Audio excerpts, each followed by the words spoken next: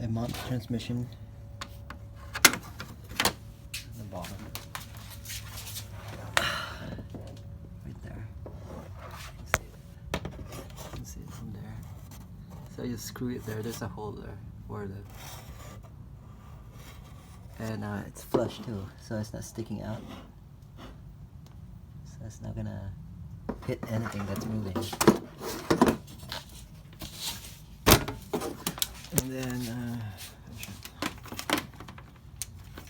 it's pretty easy. Route it out like that, really clean. The hose, see those two hoses?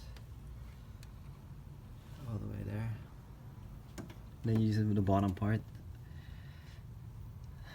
Bottom line, I think that's the hot part. So I'll make another video when I'm. See, you just put it in the bottom. And I don't really. I was thinking of removing all the grills, but too much work. So I just do it the easiest way, and you know, you route it in the bottom right here. Line goes to the side, pops out to the side, and make sure it's not rubbing to anything. You know, you don't want to cut the hose in time. And yeah, I'll make another video.